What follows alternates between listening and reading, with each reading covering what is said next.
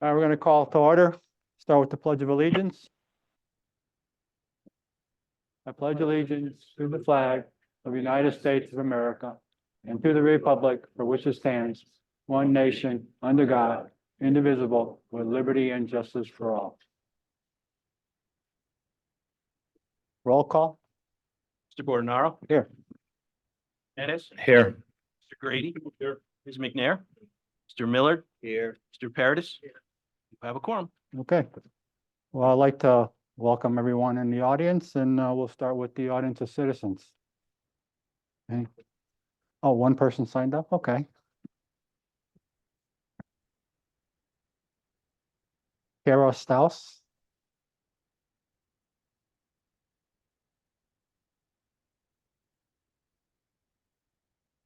All right, this is my first time being an audience of citizen member. My name is Kara Staus, 67 Metacomet Drive. Thank you for allowing me to speak this evening. I'm the current chair of the VNA. And so I wanted to take a moment to address the Board of Finance and share with you some details about the current board and some other information. So I recently had the opportunity, after being away for work and vacation, to watch the meetings that took place last week. And I wanted to clarify some things that were factually inaccurate. There was information that was shared that there was a member of the Berlin VNA board that had stepped down after being elected to the Board of Education as being the most qualified member of the BNA board, and that other members of the board had no experience. And so I'm here tonight to share with you some information about the current board that we have, so that you can have an understanding of the background and the experience. So currently, as of today, when I checked the VNA board, there are 8 filled positions. The board is a board of 12, which is a sizable board for a very small agency, but that's driven by the charter.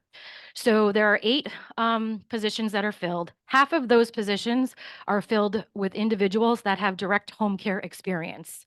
Myself have more than 25 years in healthcare management.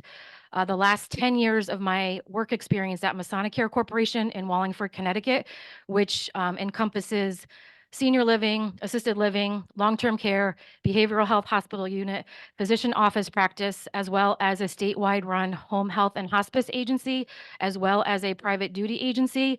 I worked for 10 years in a leadership capacity there, overseeing the entire risk management program, as well as part of the home care operations leadership team. In addition to myself and that experience, there are 3 other nurses on the VNA board. 2 of them are former employees of the Berlin VNA. I am not sure how long ago they were employed. It has been several years. 2 of them work in administrative clinical capacities, one with the state of Connecticut and one with Hartford Healthcare at the Hospital for Central Connecticut.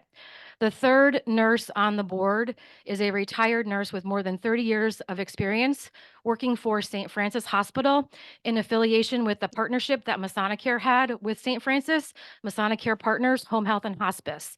So again, I wanted to clarify that the current board, albeit small and not full, has quite a wealth of experience in home care. And we are all relatively new to the board. Myself having been on it, yes, 2 years, but there's been a lot of change and transition. I'm now going on my 3rd administrator within the Berlin VNA, having stepped into the chair role in early of 2022. And so there's been a lot of change during that time. There was the charter vote that garnered a lot of attention in the town, as well as, again, new leadership. So to clarify, I am now in a new role for the past 2.5 years, working for a global insurance company in the risk management field, again, consulting in all things risk management on the hospital acute care side, behavioral health, home care, addiction treatment, on the regulatory compliance components in business operations for healthcare organizations. So I just wanted the record to be straight. Since it is recorded, that the Berlin VNA board does have experience in clinical operations, as well as nurses on the board. That being said, board recruitment is a challenge. There's 4 open positions, as I had indicated. And since I joined the board, it was never a full board. We've never had a full slate of officers. Why is that? I'm unsure. I'm not sure what it is. Obviously, the VNA has been given a lot of town attention. I don't know if people are hesitant to step into, an organization that there's uncertainty. There's a lot of conflict that has been raised over the years regarding what's going on with the VNA. Are we getting rid of it? Are we not? I don't know if that's the reason. It is a priority and it continues to be. I've personally asked people and we do talk about it. As far as board engagement, I personally have shared with our board several resources to engage them, ask them to participate in town council meetings, listen to what's happening, listen to Board of Finance meetings so that they understand what is going on in the town and can familiarize themselves with the budget of the VNA, as well as provide them with resources such as the Centers for Medicare and Medicaid and Home Health Compare, which for those of you who may not know, our small agency in this town is a 4.5-star rated, quality rated organization with Medicare and Medicaid and a 5-star patient satisfaction rating. If you were to go and look at any of the large agencies and compare, they're going to be much lower. They're going to be in the moderate, in the 3-star range. So it is fantastic that that agency and this agency can provide the level and quality of care that it does. So I have educated the board on that. The agency is also a member of the Connecticut Association for Home Care. That is an association that's built of membership for the home care agencies in the state of Connecticut. They offer education to their members at discounted prices. Some are free, to which the prior administrator/supervisor did take advantage of that education through CAC is what it's called. And I know Etia, who is the interim, has also reached out at my direction to get resources through that organization. If you're not familiar with CAC, again, it's a wealth of knowledge. For those of you who know nothing about home care, take a look at it because it provides weekly updates. It talks about trends in healthcare. Healthcare is a regulated organization. And so it's important that individuals understand the regulations that are set forth. There's a lot that the agency can do independently, but there's a lot that they are regulated by the Department of Public Health. They are regulated under DPH in licensure. They're also regulated under the conditions of participation for Medicare and Medicaid as a organization that accepts Medicare funds. So again, there are regulatory compliance components that an agency must adhere to as part of the plan in terms of leadership. Who is the administrator? That is a question that has come up from the board. Can't we have a business person run the agency? Not according to the Department of Public Health. It needs to be a clinical person with a certain level of education that meets the requirements of the Department of Public Health. Would it be ideal to have someone in a business management capacity to drive referrals? Absolutely, but the budget unfortunately doesn't allow for that with an additional FTE. So I just wanted to highlight some of the work that the board has been doing really in the past year to engage our board members, educate our board members, inform them so that they understand the intricacies of what it takes to understand and run a home health and hospice, or this isn't a hospice, a home health agency. And I would, appreciate, if any of the Board of Finance members have questions, I may not have all the answers, but I certainly can refer you to individuals who do. I have a wealth of contacts in the community as well as just what resources to go to online, as talking about reimbursement, educating on, the metrics. So again, there's a lot of information that the prior director had shared with you folks regarding the change in reimbursement model for home health. Again, I'm talking above a lot of you and I understand that, but I think it's important for you to know that the chair of the VNA is well versed in home care and understands how the payment models work. Home health is driven by the OASIS tool, which is an assessment tool. It's 110 questions that CMS regulates from a quality data set. The nurse, when they go out to a first-time visit, has to complete an OASIS tool assessment on every patient visit. It's 110 questions. It's quality driven. If they don't complete it, with a certain level of metrics, it's going to affect reimbursement. So everything that the nurses do in the field is tied clinically. Ultimately, it affects reimbursement. And so there is time associated with that visit. A new admission visit is going to take longer than just a routine kind of check-in visit. And so it's important for everybody to understand that it's not an apples to apples comparison of time. One visit might take an hour, another admission visit might take an hour and a half to 2 hours, depending upon the complexities and comorbidities of the individual that they're admitting onto service.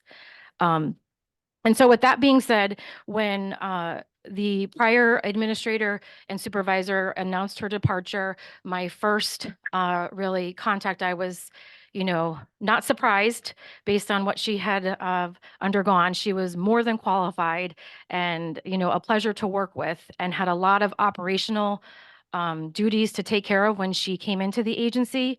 But I did reach out to Arosha, the town manager, immediately to share my thoughts and concerns on really where the position should go and what we needed to do.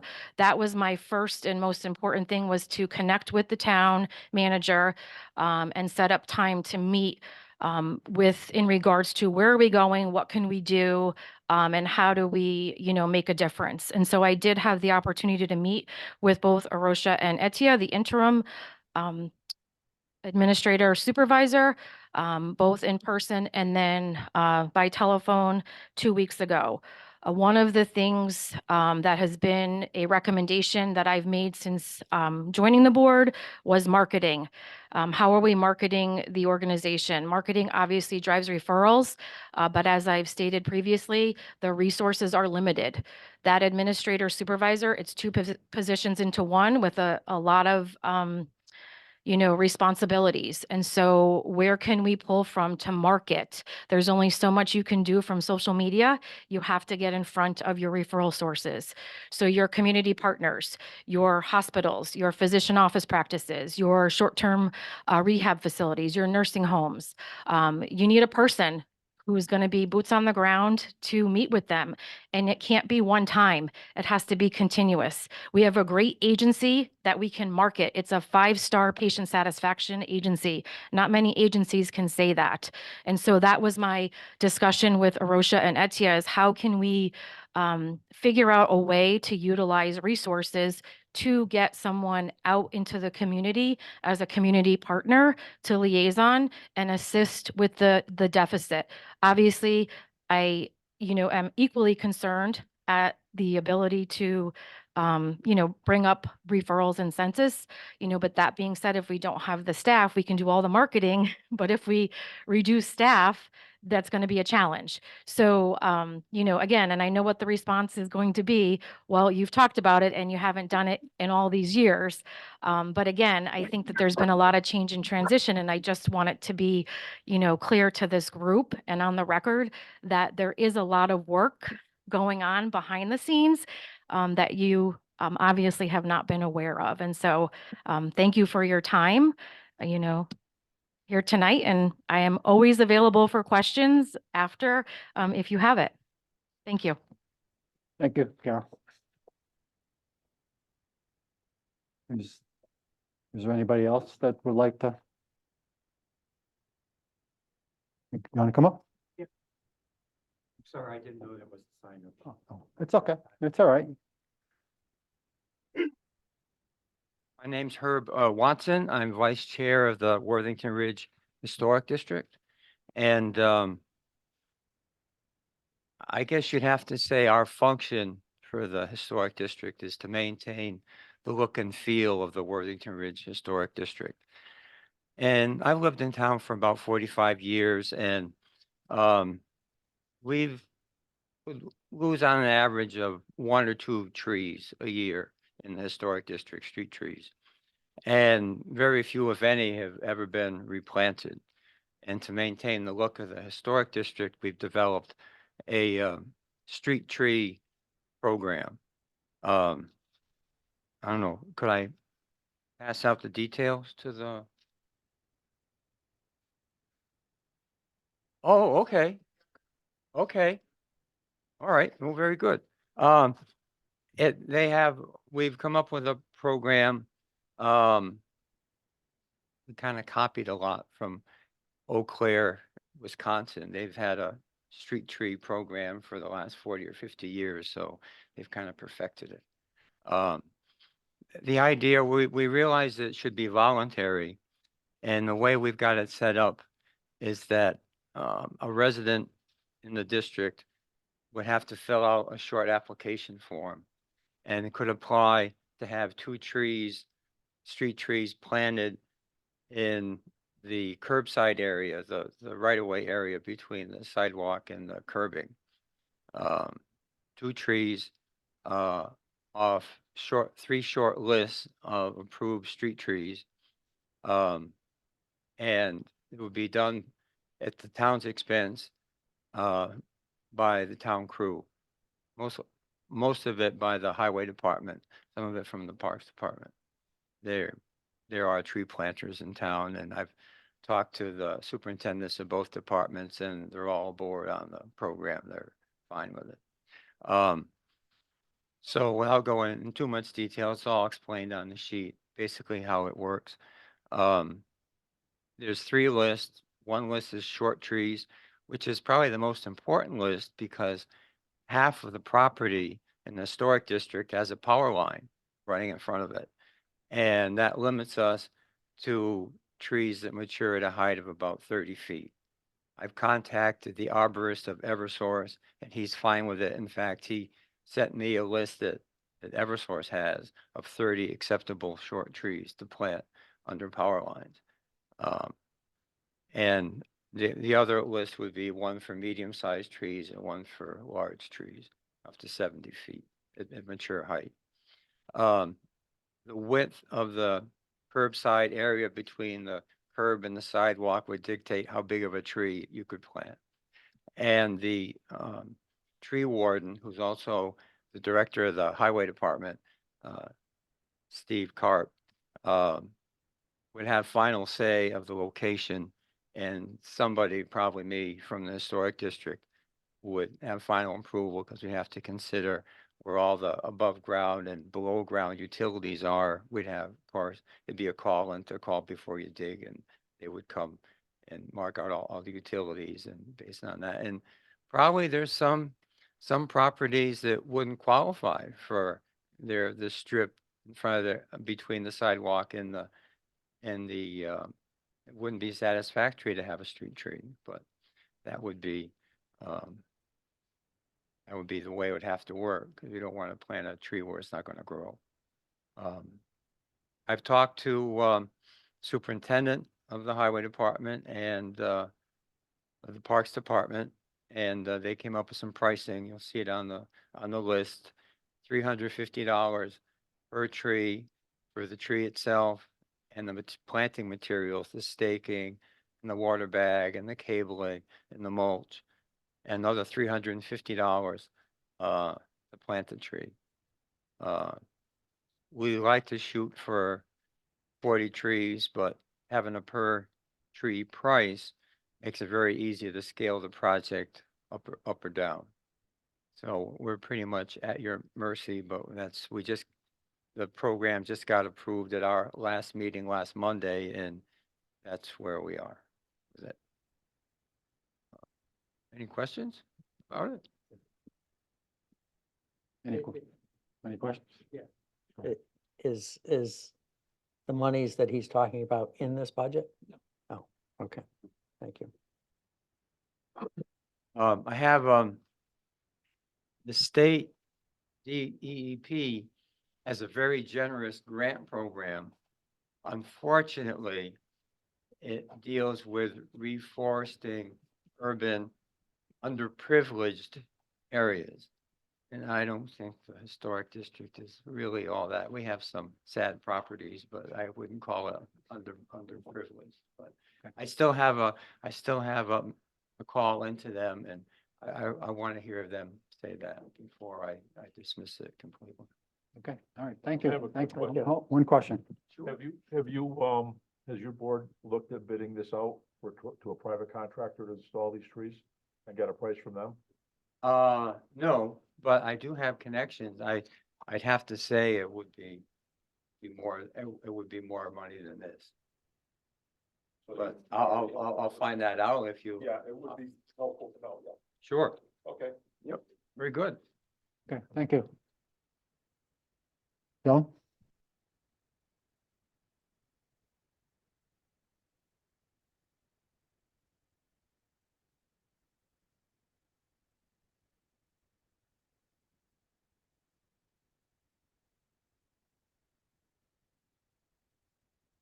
Good evening. My name is Joan Veely. This is my counterpart, Christy Miano. For those of you who do not know us, we are the Register of Voters here for the town of Berlin. We're going to we're passing out a little bit of information to sort of quicken this presentation, so you have something to look at. Christy and I actually we're very, very proud of the job that we do as the registrars. And I think a lot of you are well aware now that early voting has arrived. It's 2024, and in about 2 weeks, we're going to be hosting our first early voting presidential primary. So there's a lot of work that goes into it. We have now been forced to move from the part-time positions that we had to full-time positions because of the requirements that the state has on us and because of the training that they're making us go through. They're changing over the whole system. We now have more responsibility. We're assigned to bring in more office workers, and we also have to maintain 100% retention of all of our election workers that we have. So this is sort of an ongoing puzzle that goes around. We do want you to know that we do the best we can to hold the most honest, clean, transparent elections that any town can have, and we're very proud of that. Because of the added workload that we've now taken on, we actually find ourselves in a position where we're becoming more department heads than anything else. I mean, right now, everyone just thinks of us as the registrar of voters, and nobody takes into account the work that we do behind the scenes. Sure, you come out election day, you go home, but there's so much more that entails. And we just want you to know that we're looking for the Board of Finance to give us some relief. We are looking to be treated with equitable pay. We realize that within the town budget, you have top managers, you have mid-range managers, and then you have like the registrar of voters, and you'll see where our pay is currently on that grid. But we would like to be acknowledged, and we'd like to be paid an equitable pay for the job that we now have to do. The added work hours. If you look at this, I believe it's your second page, my first page, in the upper left-hand corner. This year alone, we have 534 added hours onto our schedule. That is over 3 months, and that's looking at a 40-hour work week. Right now, with our latest calculations, we're tipping off at about 29.9 hours per week, and we have not even gotten into the thick of it. We are going to top off over 30 hours a week, and that's going to be on the average for the year. We just want you to be aware of it. We've been talking about early voting since August, July, and we know that this is very hard for the towns because, as the Secretary of State says, the big cities, the large cities, all have infrastructure. They already have the registrars, they have their deputies, they have clerical workers in the office, but the towns are going to be the ones that are going to suffer the most with this because we simply don't have the infrastructure in place. So that means we're forced to take on this stuff to meet the expectations of the state. So I encourage you to consider this seriously. It's gonna be a tremendous task ahead of us. We're up to it. We'll do it. But we need to be treated equitably. Christy, is there anything you'd like to add? Is there any questions at this time?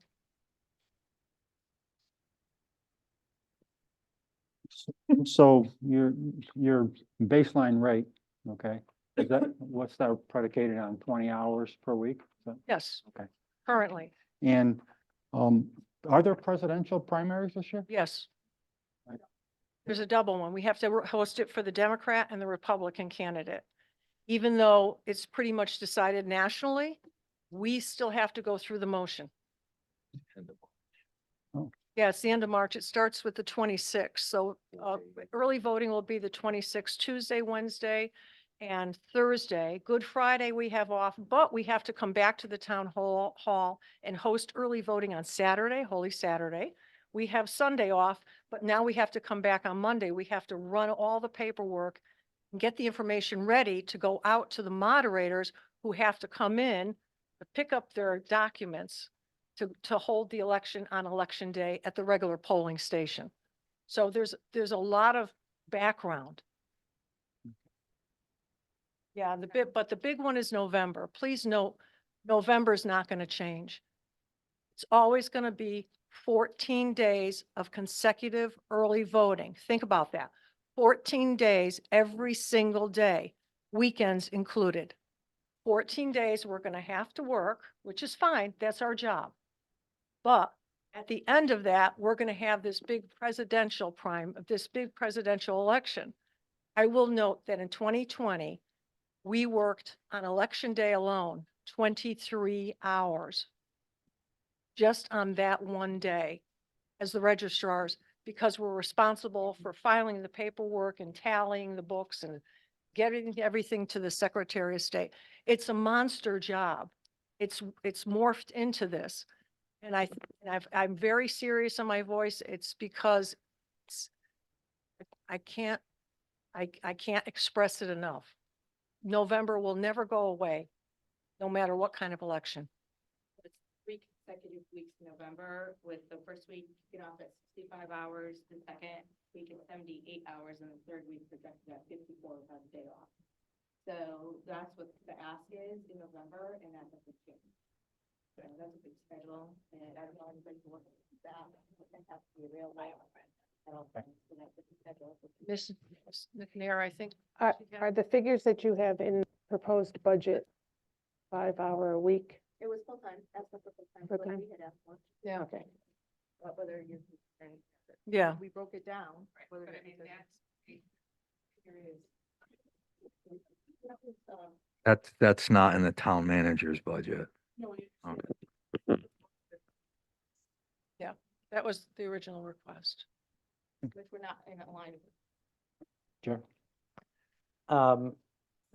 This lays out a lot of hours for the early voting requirement. Are you aware of any, I mean, since this is an unfunded mandate by the state, are you aware of any assistance that they are giving towns or anything? They're actually offering the towns a one-shot assistance, which I believe was a grant that we applied for, and it was for $10,000, but it's only for one time this year. And after that, as the Secretary of State noted at our conference, you're on your own. And did we apply for that? Yes. This was the $10,000 grant you appropriated at the last meeting that has to be used by next fall. So it's really designed for called the transition period, the first year. We haven't received all the guidelines on how to spend that yet, so we had asked that of the Secretary of State's office, and we didn't receive any information, but we do have a meeting tomorrow with them, so we're waiting to hear. Anyone else? Is that grant specifically for the registrar of voters, or does that get applied to, say, the town clerk's office or any place else The that's affected? 2020 grant, we've spoken to the town clerk and had to add on the additional worker to handle all the on the bit earlier.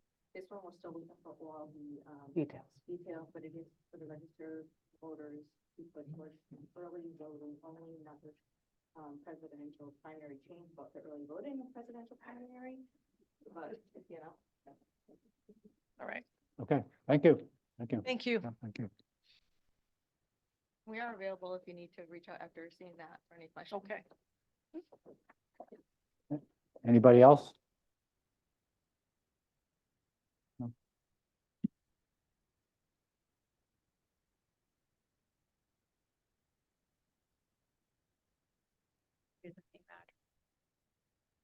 Okay, I'm Samantha Sullivan from 18 Garden Drive. I speak a lot at these meetings, but I specifically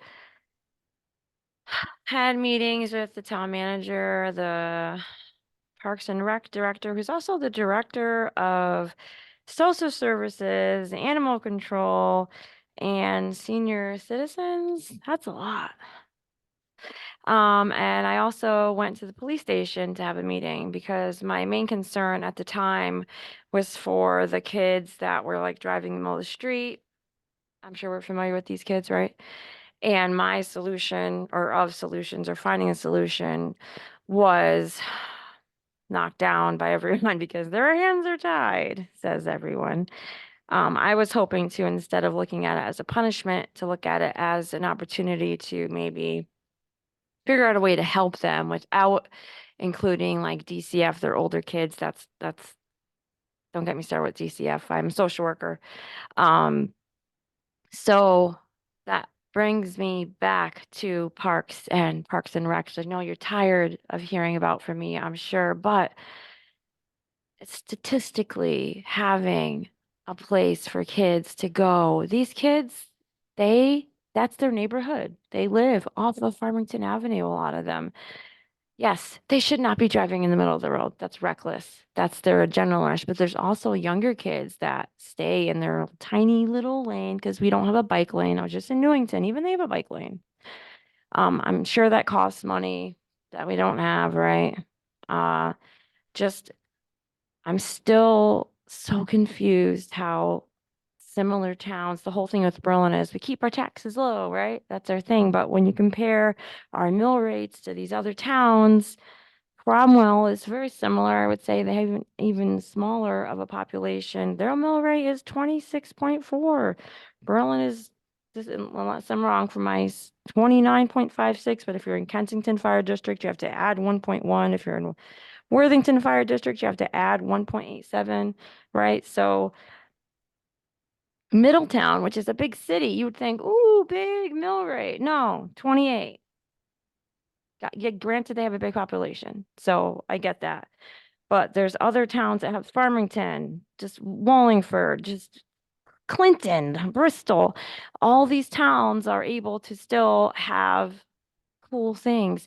If these kids had a skate park or somewhere to ride their bikes, even in a circle, none of our parks have like pavement that have a circle around, and I utilize all these parks. I'm not too familiar with Sage Park, however, that's crossing the Berlin Turnpike, which kind of isn't safe for a lot of people unless you live over there. So granted, that's a thing.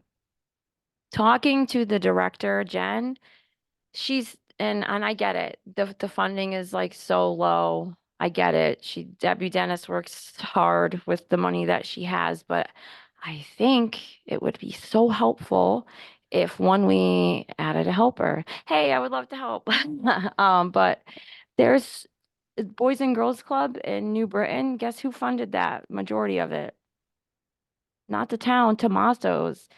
Like there's big corporations out there. We need to be more creative.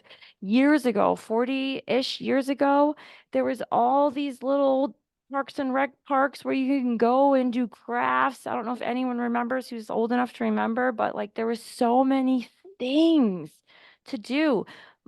I can't afford to bring my daughter to gymnastics because guess how much gymnastics is in Berlin?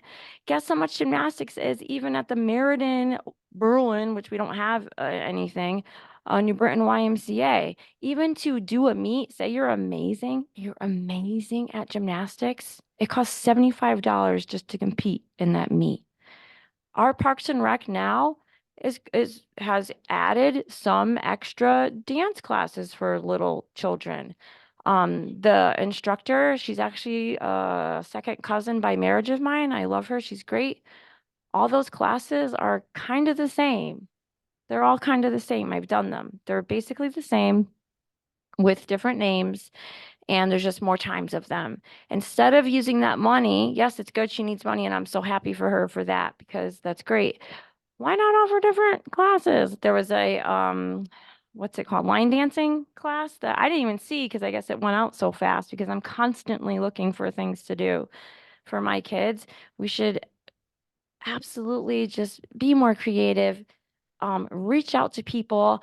I look for these meetings, like actively look for these meetings, and like, it's still hard for me to like find them. I don't look at that sign very often. The website is still a little glitchy. I look a lot. I look at other towns and they're just so much easier to navigate and there's just so many more programs and it just depresses me because I love Berlin. I love Berlin.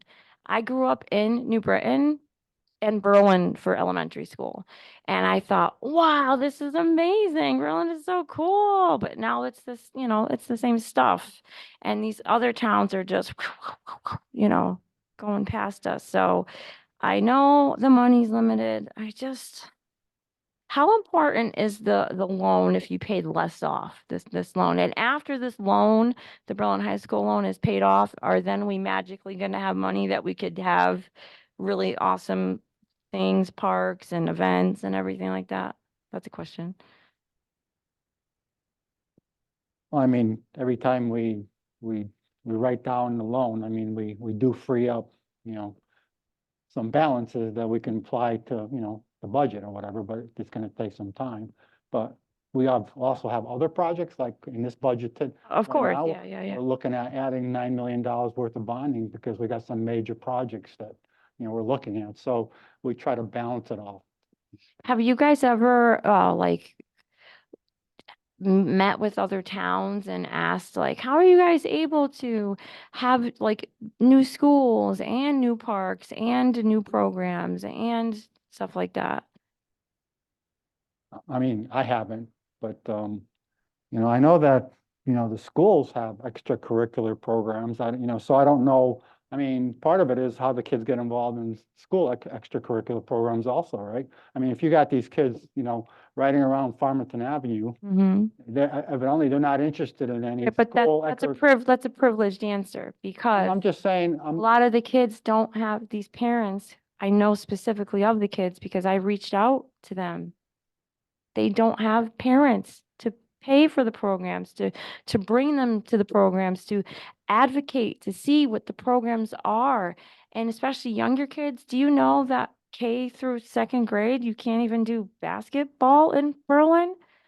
I was at a Pate night with a bunch of I'm in a mom group of Berlin and everyone is like, yeah, and we have to go to Newington. We have to go, it's like weird that we don't have that. Like, and then at the Berlin High School, there are lights that are on. So there's kids that can play and sometimes kids from other towns go, which really makes people angry. I hate going this way, but because they're not white. And I talk to everyone because I'm very just passionate about this and it's just awful to me. And even so, you have to go. It's like a seniority system. So young kids are going there to like utilize a free program because their parents can't afford to or care to put them in these other sports that require a lot of time and effort because even the few things that I have a 7-year-old and a 2-year-old, the things that I do for them, it still takes a lot of time and effort to do. And I know a lot of people can't do it because they're working, So if you get there at 9 a.m. and you're 10, 11, even in middle school, you get there, you're like, yes, I got there early. You get kicked out. Okay. And basketball in general, that runs from December to March. And I was told that December, it's only a few days because there's all the holidays. March, there's holidays. February, it's a short month, but you get some of it. So those things are seen.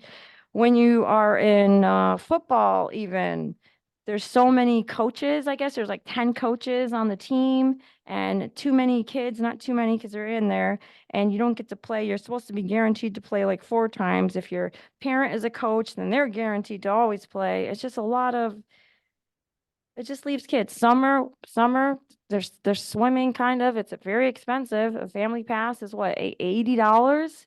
West Hartford, who has like an amazing pool, if you're an out of towner, it's like $10. Out of towner here, how much is it? How much was it last year? Anyone remember?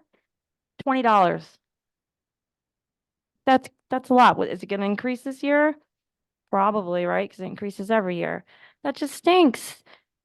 Not everyone can afford that. And then I was told also, can you guys tell me who I was told we have amazing grant writers, but then I was told we don't have our own grant writers. We reach out to people for grant writers sometimes. We have a grant writer that's for economic development. That's a part-time person. So you gotta pick and choose the biggest bang for the buck. Okay. I had a mommy friend, sorry, I'm saying, I know that sounds silly, who says, hey, I have experience writing grants, Parks and Rec, let me help you. Never reached out, never, whatever. I found all these programs. Trust for Public Land is one. There's just a bunch of programs out there that we have to use, to advocate for. I'm a full-time mom. I worked third shift. I'm supposed to be home now, what, cooking dinner and everything. I had to come here. It cost me about $25 to go pay someone to watch my kids, and I'm here. So, And- if I can interrupt just for a second. Yeah. I mean, Board of Finance is really responsible for the finance budgets, okay? Yeah, right. If a department head wants to come forward with kind of a program or whatever, they would come forward to us and say, here's what we need for that program, here's the cost of that program. So we're not gonna create that program, okay? It comes from, any department head in the town Right. that will create that. So you'd have to get together with. I have. They say, we need more people to come to the meetings and advocate for us. We can't really, speak to, a specific. Can you help them hire a new person to help I them? can't even do that. They could come forward and say we need more people, but And they've never done that. I mean, They've never. well, because we do have a grant writer that's been doing the work for the town, so How many grants have they gotten for quite a bit. Parks and Rec? Quite a bit. Oh, I don't know, probably Parks and Rec, no. But we appreciate your comments. I mean, everybody's always welcome, to come here, but, Well, we this don't- is the thing. I'm going here, and everyone tells me, go to the Board of Finance because they're the ones that make the decision. So it's like, okay, I keep trying. all right, so, okay, thank you so much. Thanks. All right, anyone else? Okay. With that, we'll close the audience of citizens. Thank you. So Kevin, want to start, addressing maybe a couple items that we talked about last time, and then we can ask more questions or talk about options or, where we might change the budget or whatever. Let's start with the town side. You want me to start with this document, which kind of addresses the questions that were asked last time? Oh, sure. So you guys should all have this little stapled package. The first page is to address Counselor Veach's question when we were going through and talking about the public safety increase year over year. And Counselor Veach had asked, can I see what last year's look like? The areas that are in gray would be comparable to what is in here for this year. The reason that they're different now, last year versus this year, last year, there was a proposal to add 4 police officers and bring forward a pension. Both were proposals at that time, and so they were identified separately. The pension was removed from the public safety line so that it would be comparable. Both of those have been implemented. 4 police officers were authorized but not funded. The pension was approved by the council and is in place. So this year's comparable sheet, which is the front summary sheet,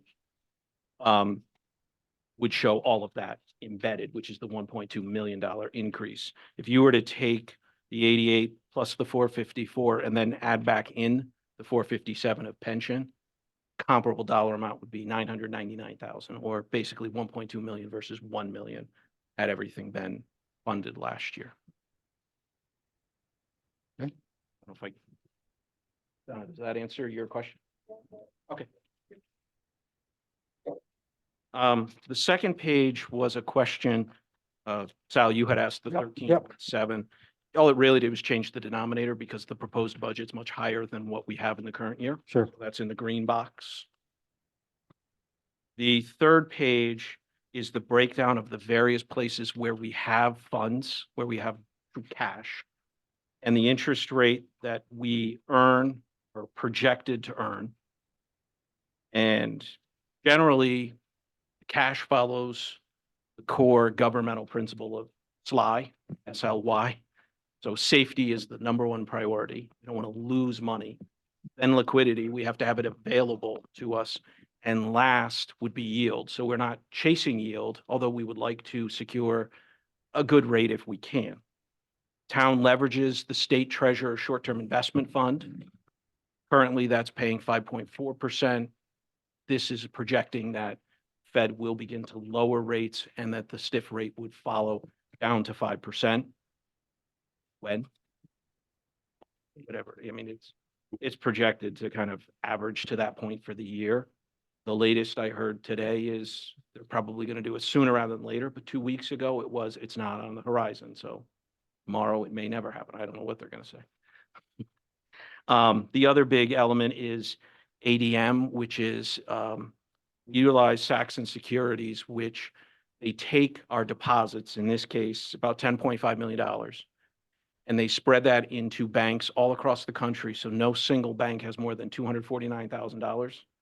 So what we're able to do is secure a 4% interest rate. Today, that's 4.4, but again, assuming 0.4% decline with 100% FDIC and NCUA protection. So we basically have guaranteed money. We can't lose it at a pretty decent rate. And then Webster is our operating account, so the general fund. That's paying, right now it's paying 0.25%, like 2.5%. If you went back a year, that would have been about 0.1%. So as interest rates come down, they typically will respond the earliest because that's the money going in and out. The others typically have a way of investing it, learn a little bit better. So that's the basis for, you can see if you took the weighting of all those dollars against the assumed interest rate, it would be $1,756,017. That's where the 1.8 million in the budget came from. Okay. Yeah, I was just, as I said, I was just comparing it to what we're gonna end up this year. Yep. Where your high side, we're probably gonna be at $2.5 million or whatever, so I was just trying to relate to, My hope would be to come in better than the 1.8, but I don't know that any of us, if anybody knows what the Fed's gonna do, then it's time to play the lottery. Okay. The last page was actually Sal's spreadsheet that he had sent with a series of count questions as he kind of looked at, I'll let you describe it, Sal. Yeah, well, I mean, I just looked at areas where, the increases were a little above what average or whatever in the wages area. Then in certain areas like computer licenses and so forth, and then certain other areas. So I just had some questions.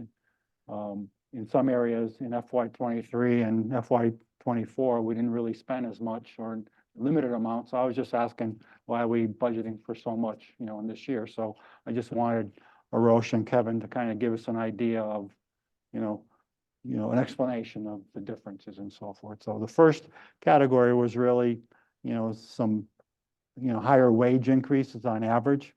The biggest one was that maybe I didn't understand, Kevin, was the 258 one, which is a school expense one, right? Versus 133. Yeah, there's been a couple of structural changes. So in the schools, number one, there's been a supervising nurse. She was in the nurses union, so it would have been in the nurses line. This budget proposes to move that position to a mid-manager position to provide more supervisory oversight in the schools. Yeah. There's contractual increases for the facilities mid-managers who are actually in there, so they have contractual increases. And then historically, we have not allocated any portion of the VNA administrator to Department 61 to schools, even though the administrator has spent a good amount of time overseeing. So we made the decision this year to move 25% of that cost from Department 53, from the VNA over to 61 to be more representative of the time and effort that was put in. So that's why that's. So you're basically reallocating from another. If you looked Okay, at that's fine. nurses, they wouldn't be up nearly as much because of that movement. Okay.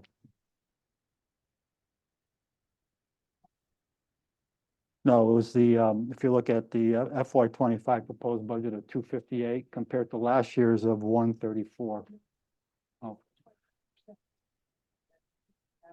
No, that's just actuals to date on, through January 24. Yeah, yeah. It would be approximately $25,000 to $28,000 of salary moving over for that particular piece. Then the supervising nurse would be an entire FTE moving from the nurse GL line to the mid-manager GL line. So that's much more substantial. I don't have the exact, number, say approximately 90 to 100,000 So that's a decrease in that other category? in the nurses line.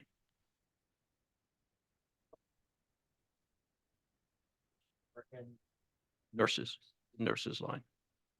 And if you were to look at town manager's presentation, there was a staffing breakdown. I know you had asked for that last year, Jerry. And if you look at 61, it actually showed -1, going from 7 nurses, one of whom was a supervisor, to move that into the position managing there. Then dropping, not backfilling the nurse spot.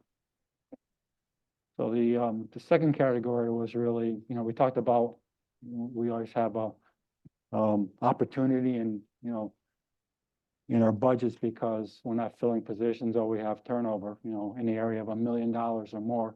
So I looked at these 3 departments and just looked at what I think is going to end up for FY24, and I believe it's going to be a lot lower than the FY24 budget. So I'm questioning, do we make an adjustment in FY25? I'm not questioning, I'm just saying, do we? To consider some turnover or whatever. I'm not saying we have to do it, but that's just a question I have, that's all. Because every year we have between $1 million and $1.5 million of, positions not filled or turnover or whatever, and it's constant. It's been the last 4 years, it's been in the over $1 million range, so I'm just asking the question. One thing to caution on, you look at the encumbrance column, so the second one from the far right, we don't report encumbrances on the reporting for wages. Right. So there are encumbrances. The positions that were vacant are now filled. For example, the assessor's office had a clerical position, was vacant for a period of time and is now filled. But we also took a 24-hour part-time position in there and made it a 29-hour position. But if you look in the town manager's budget, there was a part-time line that is now 0. That was a townwide floating part-time position. What the decision was is to add hours to this one position based out of the assessor who can also float, covers the town manager's assistant. She'll actually next week be covering a couple of days in the tax office, various places. But those extra 5 hours are substantially less than the part-time floater who was sitting in the town manager's part-time line that was zeroed out. Similarly, development services, planning and zoning, we talked last time about, there's actually 2 vacancies at one time in there. All of that is now full. They are fully staffed in there. So, Okay. it is possible there could be vacancies, but I would just caution that some of those vacancies, if they're now filled, we have to leave the money in because otherwise we. Yeah, I'm not, I'm just wanting some clarification with respect to that. And- Yeah, I think that's, it's good to look at that end of it. But on the other side, in the police, I think we started last year with a Right, number right. of unfilled positions and whatever, but I think we're planning on being fully staffed going through this year at 46. We are, I mean, the chief and deputy are here if you want to get into any more, but Heard from the deputy that we're, yeah, 43.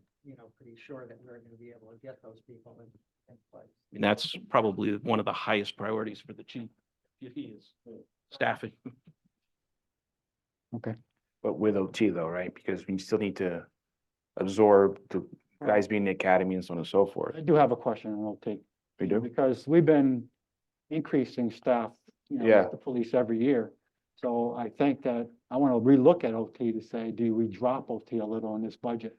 Because if you're going to be a full force at 46, I know you're going to have some people at academy, but we've been incrementally increasing. It wouldn't be as many as before because. We've been we have more people. incrementally increasing police, staff.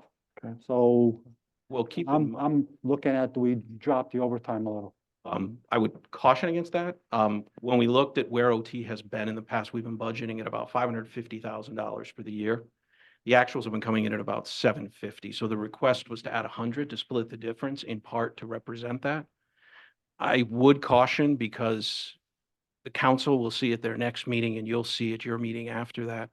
We're gonna be transferring $330,000 to cover overtime. We are already over $35,000 over budget in overtime this year with 8 pay periods left, plus the tail at the end of the time. Tried to balance, because if I just looked at it analytically, I would have said that $100,000 increase should be more like 2 or 250. But recognizing that there is staff coming on board, I mean, the chief and deputy can certainly speak more to it. There's also a lag. It's not a month or two, it's a noticeable lag. I don't know if you guys want to add anything. Training, I mean, you've got the academy time and then you've got FTO time. We're actively hiring more, we're up to 43 right now.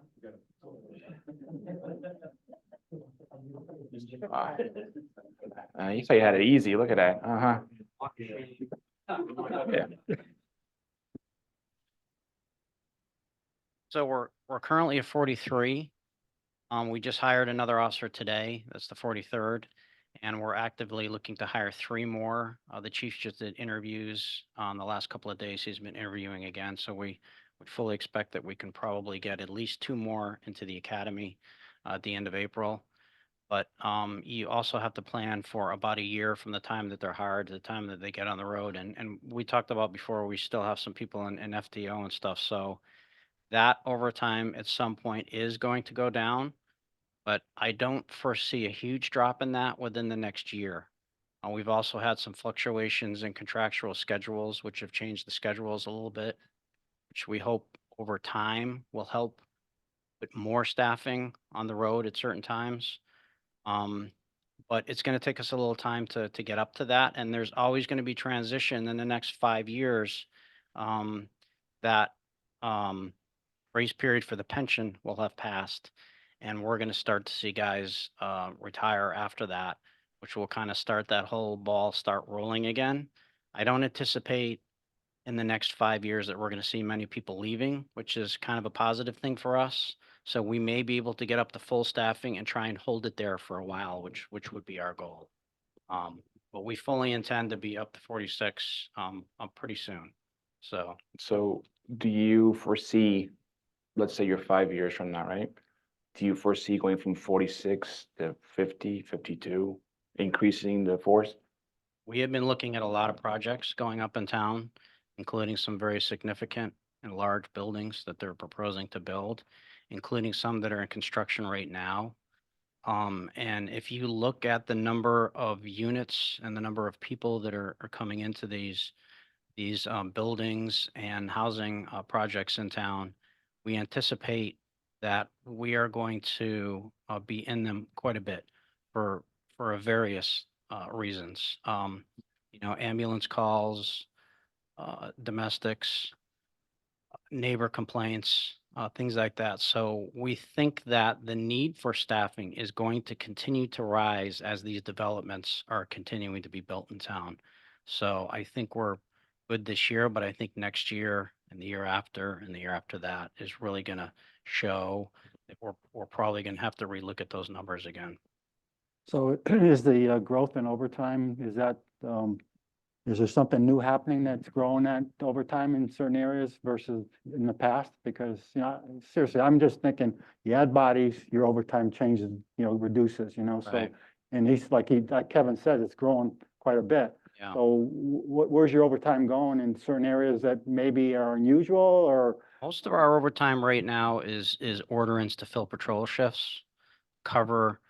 When we're low in staffing, you also have to give people the opportunity to take vacation and days off, and you have sick time and all that. And so we're covering a lot of that. So we have a lot of order-ins, and officers have to come in at a time and a half rate. So it can eat up that overtime fairly quickly. So that's kind of what we're faced with. We've also had a lot of crime trends in town that we've been dealing with, that we've had to spend overtime to put people out to try and combat. We had a shooting in town a few weeks ago, and we had the entire bureau probably working for about 3 days straight till that case was solved and the person was arrested and the weapon used in that shooting was recovered. So things like that will pop up. We get a lot of stolen vehicles and vehicle break-ins, and we've tried to put some personnel towards that manpower. And the problem is we're so We're always at minimum shifts. So really, if you want to address those issues, it really all has to be done on overtime. Okay, thank you. Thank you.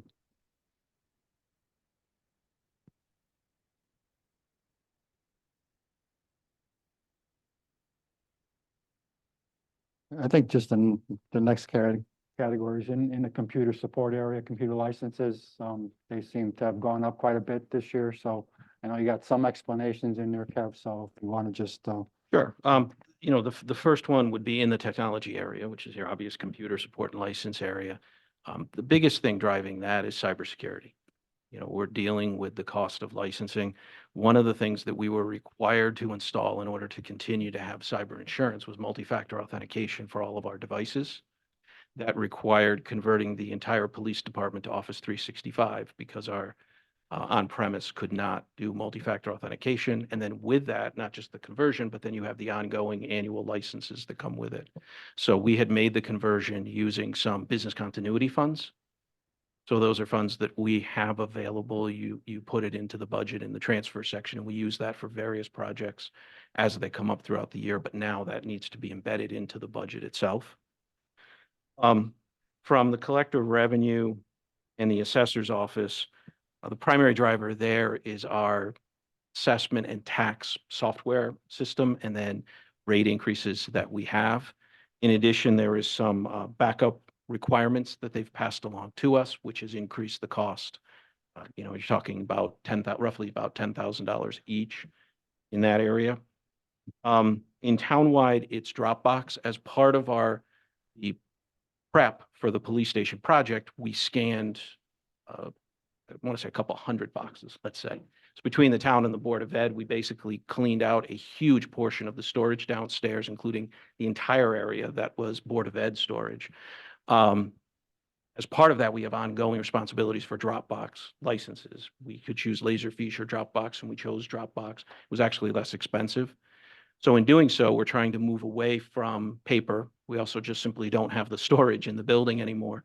But moving there requires an ability to access it. And so we're required to purchase licenses there. So that's unique. That again was part of the $403,000 you appropriated from municipal revenue grants. It was a one-time grant to do the scanning and put it in. Now we have to embed the ongoing licenses into the budget.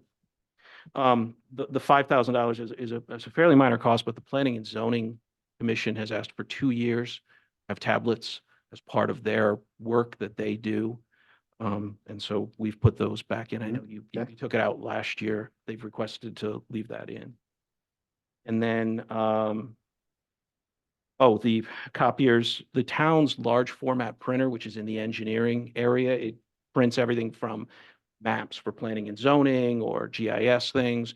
It also produces a lot from the town clerk's office for people who want very large format printing. That device is so old that we cannot even get the extended warranty past next August.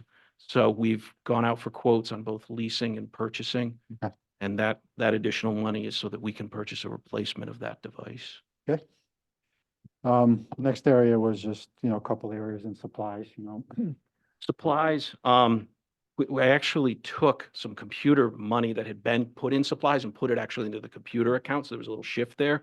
But the supplies account in the collector's office went up because the collector had been going to the bank. Webster has changed their process to where each check must be run through a validator while you wait at the counter. So during July, the tax collector was spending 3 hours plus 2 to 3 times a week just waiting for checks to go through the validator. So we have used the state contract to hire Brinks Security, who picks up in the office. It's more secure. It's about $8,000 a year for that, but it's secure. The registrars, they had requested, and it's in here. I know town manager mentioned this earlier about assistant registrars and additional hours and additional folks to help. You heard the presentation earlier about the additional work. And then the electronic payment, one thing I would caution as you look at the townwide expenses for postage, we don't encumber the corporate mail expense. We use corporate mail to process and put postage on our mailing. We don't encumber that because it's actually an ACH payment. So typically we would encumber, make a payment through our system, and it would clear the encumbrance as we pay the bill. But when you do electronic payments, that's outside of our financial system, so we don't actually encumber that amount of money. We do keep an account, a $6,000 balance. It runs down to 2,500 and we bring it back up with another 6,000 during the year. I'd expect at least a couple more of those, if not more, as the year goes along. Okay. The next category is we're looking at, there's some contractual service accounts where there was a new item this year, for example, in the Public Building Commission. And then there's certain items where we we haven't spent any money in the last year or two.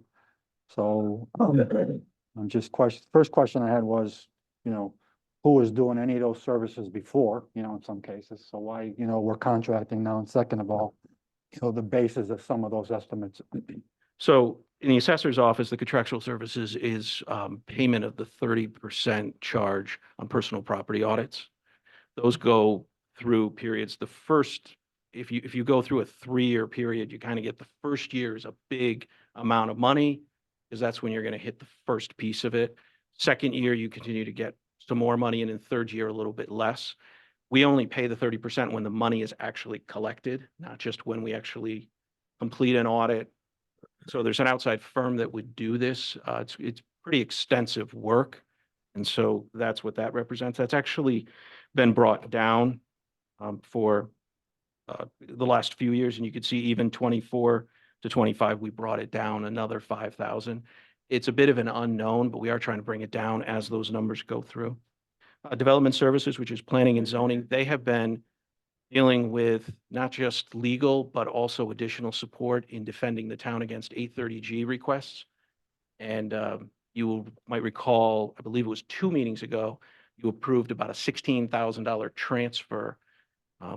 Fortunately, I'll put that in quotes, but fortunately, there was a vacancy, so there was money available in personal services within development services that was transferred down to cover that cost, which was related to 2 different 830G requests that the Planning and Zoning Commission was working through. So that's not legal, but that's additional outside services. This was to put a number in where it hadn't been because those are becoming more prevalent. Berlin is popular for 830Gs. Economic development, contractual services, signage and the like, that varies from year to year. I mean, Chris Edge is out there doing everything again to promote the town, and some years there might be things that are available that might cost a little bit more, and some years maybe a little bit less.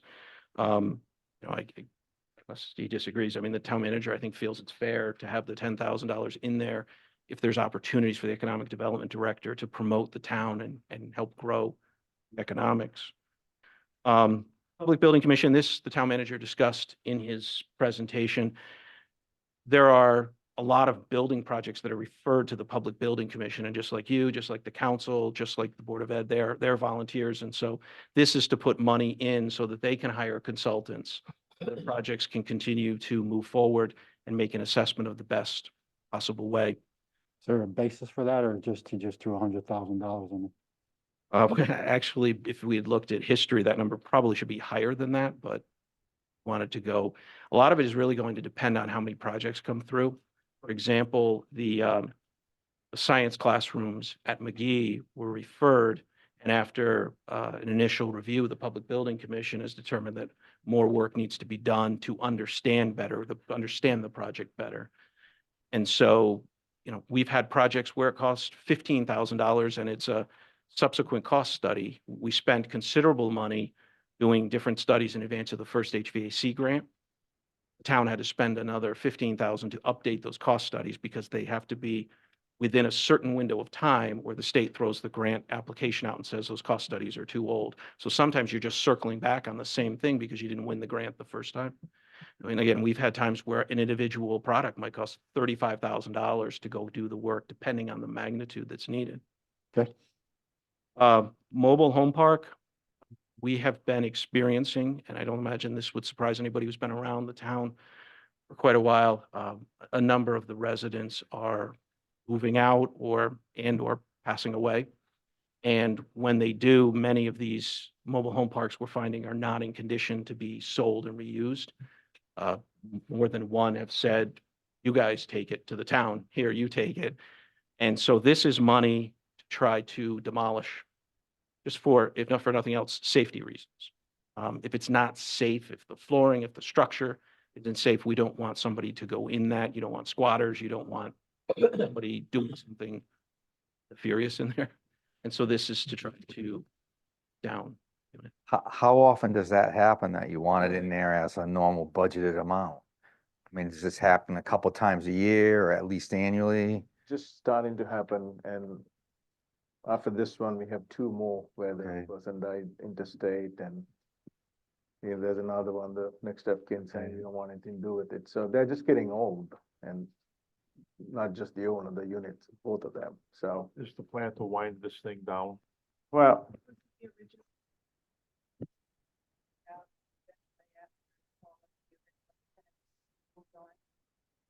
yeah, the plan right now is to deed restrict those properties so that we can count it towards 10% threshold, the minimum that we are trying to meet. Affordable housing. Affordable housing, because you might as well get credit for it. But right now, we're not getting any credit for it because they're not deed restricted. So we are working with the town attorney to get that done beginning July 1 to deed restrict all those units. To answer your question, that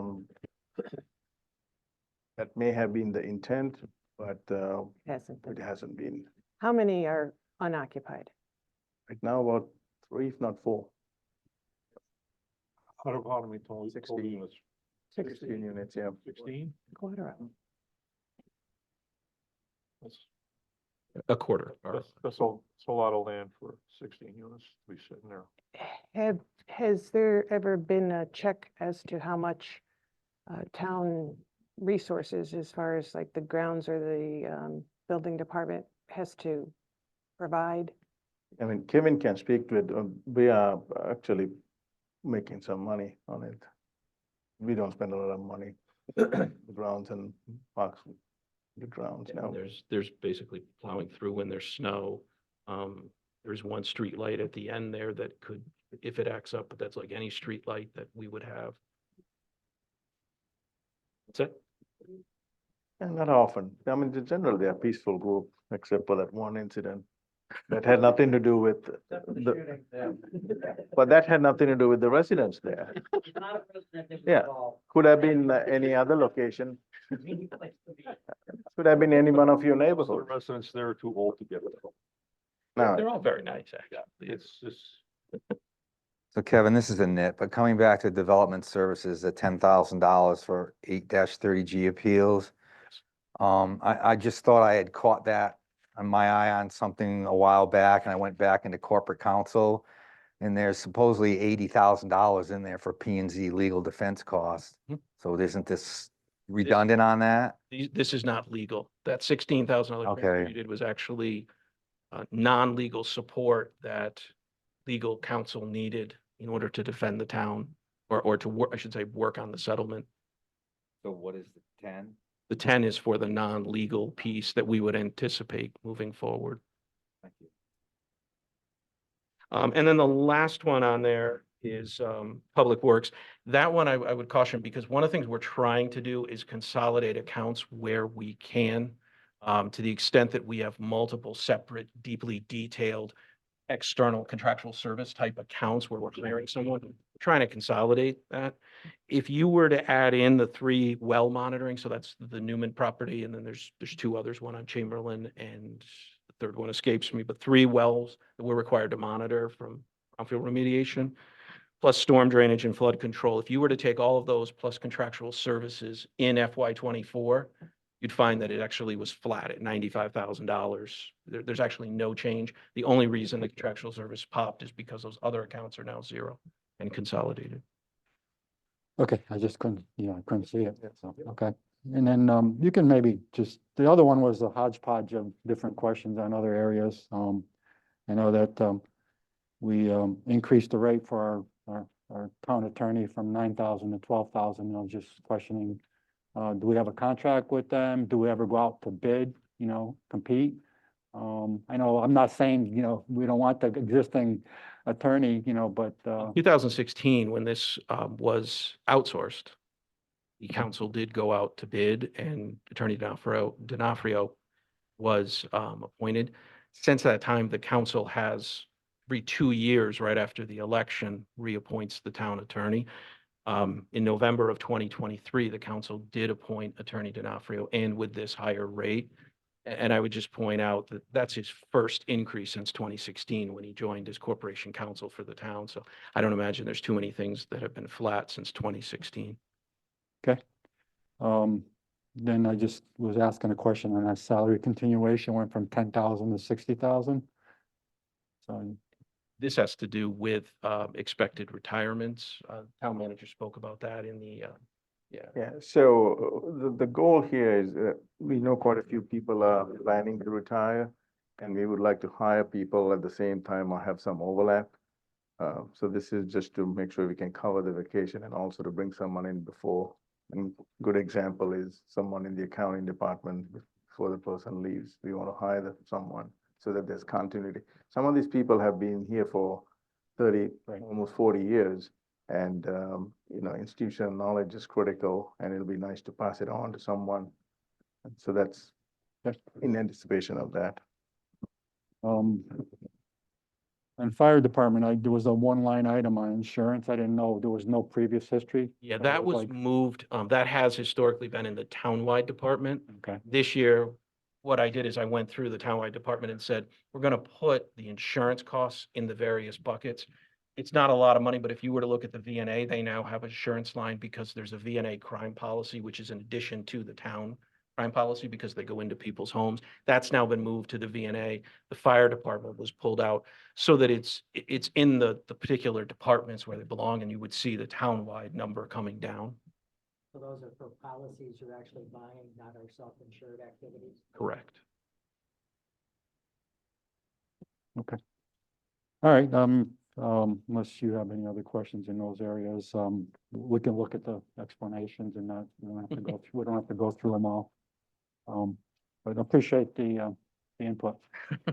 Yeah, okay.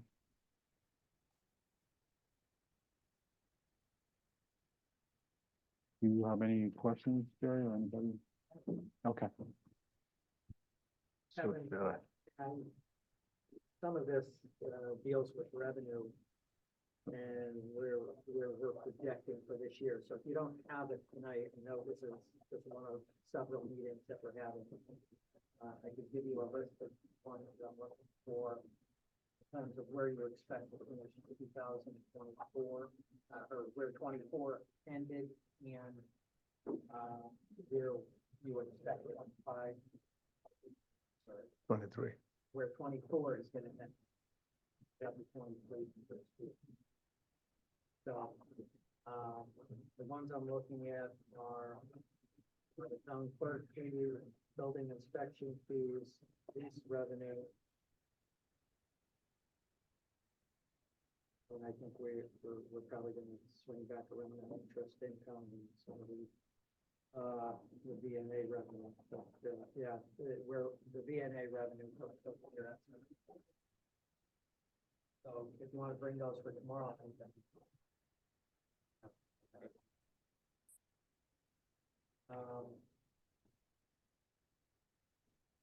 And I just wanted to, make sure I had it right, that both the Board of Ed and the town health insurance as a 10%. Yes. Don't expect that to go down as it's been going down in previous years. No, I don't. Um, As a consumer, I don't like that answer either, but Yeah, our, okay, all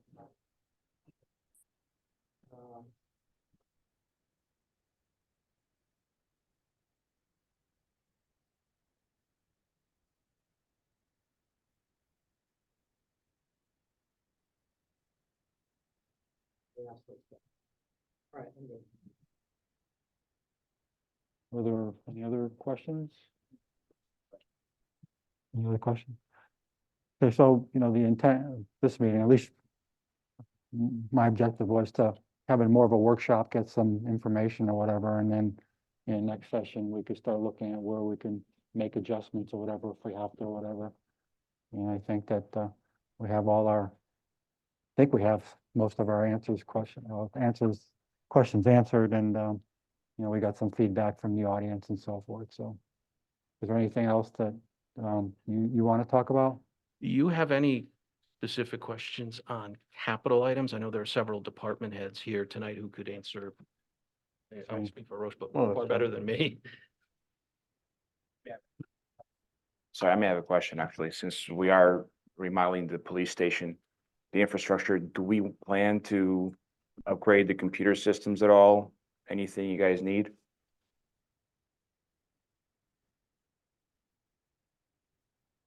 Mm-hmm.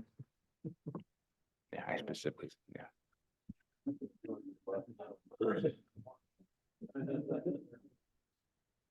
That Thought I set, was gonna get away. that set you up, huh? This wasn't really the question I was prepared to talk about, but. I figured you were here, so Yeah, might as well. no, that's fine. As far as I'm aware, the only, changes that we may end up doing is, changing the Wi-Fi, because we're gonna have to expand on that. Some additional switches, maybe a couple of extra computers in different areas. But the actual server infrastructure that's on its, a schedule to be replaced in the next couple of years anyway, because it's gonna be approaching probably 6 or 7 years old, and at that point, you would normally replace the servers. So that's regardless of the upgrade that's taking place, that would have been requested anyway. So unless there's something additional that you two were thinking of, I think that's pretty much what I was anticipating. Do you guys want to talk about the radio system at all?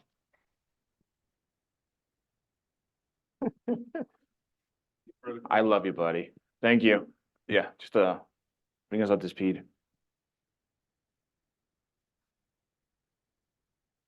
Radios. Radios, we got cans and strings. You guys got cell phones. No. Just where we are in the project, the cost that we're foreseeing, and so on and so forth, please. So as we've talked to you about in the past, we do have a deficiency in our radio system, and we looked at several different options. One of those options was building our own infrastructure to remedy those, and we came up with an initial estimate on that from our company, just as a ballpark figure of about 1.5 million. I think that was extremely conservative if we were to actually do the infrastructure, because now what they're quoting for a price to build one tower alone is about $1 million. So we also examined going to the state system, which a lot of departments in this area are doing. And essentially, we would be sharing the state's radio system. There is a fairly significant cost. You have to reprogram all our radios. We have to rebuild some of our infrastructure, but it would be significantly less than building on our own infrastructure. We've been working very hard to have them give us some numbers, and we've been hounding them, to be perfectly honest. So last time I talked to them was just a couple of weeks ago. They said we're probably a few weeks out from getting some numbers, and that we would be able to bring forward on that. Yeah. Are you sharing spectrum with them? Or just towers? Do you have spectrum? No, we're essentially sharing their towers so that our radio system will bounce off state towers, which will give us better coverage than the coverage we currently have just with our. So you're putting like repeaters on it versus? Correct. Okay. Yes. Now, are we, is the state allowing us to put our stuff there out of the goodness of their hearts? There is no fee to join onto their system. However, there is a substantial cost to reprogram all of our equipment, but we don't actually pay the state anything. It's actually good for them to have everybody on their system, because it creates interoperability between departments, and we're going to be able to talk to other departments that we can't talk to right now. A lot of the surrounding departments, we're not in the same frequency, and we can't speak to them, but we will be able to once we switch onto the state system, if that's the route that we choose to go. Okay. Thank you, guys. Tomorrow morning at 9 o'clock, I'm going to Norcom. I'm gonna get those numbers. I'm a little less polite than Drew. I'm not going there and I'm scared. There's an just open you're saying that house. to me. He's not going there to stalk them. It's an open house. He was But, invited. Yeah, I'm gonna definitely try. and It's bring that not up. on the record, guys. It's on video. Just saying. One of the things that, about this interoperability that you probably should know is that sitting right now in the state legislature is some bills, and one of the bills is to move roadblocks from agencies sharing resources. So I've been in meetings with Middletown, Meriden, East Hampton, Cromwell, we always partner with because we're in mid-state together. And one of the things we're looking at is if we go this route, which we're excited about this route, because it would not only would it give us opportunities, it's also going to give the state the ability to also hear better when they're in our community too. Plus, we go to other towns and they come here all the time. Like Drew just said, we don't have the ability to talk to each other all the time. You would think post 9/11, 20-something years ago, we said we're going to be able to do this, and we're still playing this game. I do sit on the state's emergency 911 committee as a commissioner, so we're hoping that that has a little bit of a political boost too for us. I think that we're gonna be able to do this. And when we first looked at the prices, it was gonna be a lot more than what we're looking at now. There's gonna be some costs, but hopefully not near what we were being told to build towers. Okay, thank you. I guess the other thing, we're looking at, bonding for the HVAC systems for schools. Is there any update on the grants that we submitted? Ashley says no. April? Okay. I figure you were here tonight. I might as well have you say something, so, okay. Are there any other questions? Just one question. You mentioned capital I was trying to go through and discern what's in and what's not. You had a list of Town of Berlin capital improvements broken down into brackets, like the 1.3 million and then the niche. Is the 1.3 million in the budget? Yes, All those items are in the budget? yes. Okay, I missed one or two somewhere. Thank you. Does any of these, I know we had one at one point going through public building. Do any of these other ones have to go through public building? I think we had the ballast block replacements going through them. Have they come to a conclusion on that? The conclusion is we need to replace. One more school. Oh, this was the one at the high school, I guess. This one's at Griswold? Yeah, I mean, they have to look at all of those, but Right. as well as one left, right? Ballast blocks? No, I'm talking about the stuff up on the roof. I thought there was an issue, well, maybe it didn't go to commission. There was an issue about warranty or not? Did that ever get resolved? Okay. Is that what this number's for? Or replacing. Right, but without understanding whether they're warranted or not. That's still an open question. The feedback we received is they're not. Well, There we're was a shaking head question from two one of the ways. one of the council members as to whether it could be potentially covered under warranty. You raised that issue, right? Yeah, I think Charlie was gonna check into that. Okay. All right, just curious. Is it, The manufacturer. this is what, 7 years old, whatever it is, right? And do they usually break? Cement breaks after 7 years? And why are we not suing them? We do have a very expensive attorney. Huh? Thank you. Okay, any other questions? No. I checked into the blocks the other day, got them the factory that made them. And their thought is that whoever spec'd the blocks didn't spec a three-star block. And if it's designed for, they sit in a can that holds water all the time. Instead of drilling a hole in the can and letting the water go on the roof. Every night these blocks are subject to freeze and thaw, and then whoever ordered them orders a more porous block, like say 50 cents a block. Thank you. Okay, So are we gonna drill holes in the pan or just put new blocks in and let them freeze and crack again?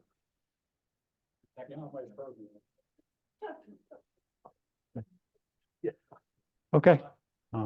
Any- Buy any blocks, Doug? We buy more blocks? We did, so we replaced the ones that at Willard. And how much were those? That's what back, 12 grand sound right? Somewhere down. And we were looking at 50 before, right? That was the material. So the materials were 12 grand? Yeah, we had about 30-ish labor and 12, we had 50 Willard overlap. So we're all, those were all fixed. Willard's been fixed, Grizzle's next. On the fishing block. Right, thanks, Okay. thanks. Okay. Sure. All right, anything else? Okay, anything from you, Roche or Kevin? I'm done. Okay. Okay, Just want to make sure all your questions were answered, since everybody's here. Any other from the request that we made? okay, thank you. things that And we then can answer? tomorrow night, there's a regular meeting with a few items to do, and then the same items, discussion of the budgets and stuff is on there. Yeah, those, I'll have your answers for tomorrow, and then if you guys want to do any adjustments, Yep. I'll just put it that way. yeah, well, the first part should be pretty quick, I think. Okay. You have a Make a motion. second? Second. Those in favor? Aye. All right, so moved. Thank you.